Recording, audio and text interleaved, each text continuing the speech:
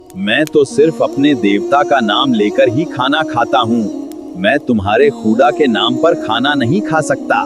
ये सुनकर दरवेश का चेहरा सख्त हो गया। आप गुस्से से खड़े हुए और फरमाया, मैं अल्लाह का बंदा हूँ।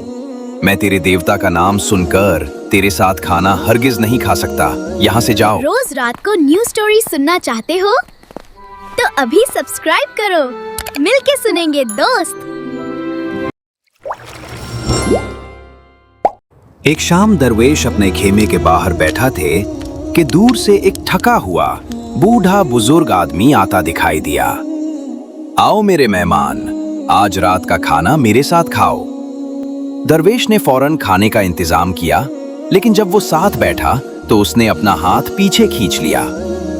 तुम खाना क्यों नहीं खा रहे? क्या कोई तकलीफ है? मैं तो सिर्फ अपने देवता का नाम लेकर ही खाना खाता हूँ। मैं तुम्हारे खुदा के नाम पर खाना नहीं खा सकता। ये सुनकर दरवेश का चेहरा सख्त हो गया। आप गुस्से से खड़े हुए और फरमाया, मैं अल्लाह का बंदा हूँ।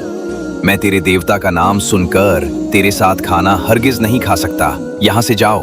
वो बुजुर्ग आदमी थका हारा अपनी जगह से उठकर चला गया। उसके जाने के कुछ देर बाद ही अल्लाह की तरफ से दरवेश पर वही उतरी, ऐ दरवेश, मैं उसे 70 साल से रिस्क दे रहा हूँ, जबकि वो मेरा नाम भी नहीं लेता, और तुम उसे एक वक्त का खाना भी नहीं खिला सके।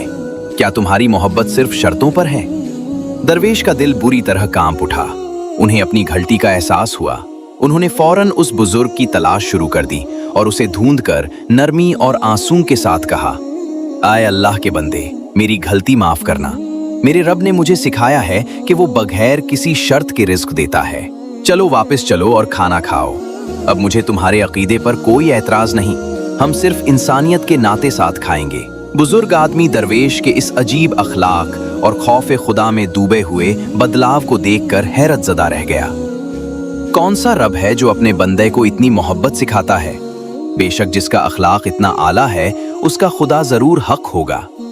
और वहीं उसी वक्त उस बुजुर्ग आदमी ने दरवेश के हाथों पर ईमान ले आया। मेरे दोस्त बनोगे? तो सब्सक्राइब करो ना फिर। हम रोज मिलकर स्टोरी सुनेंगे। पक्का दोस्त। Thank you.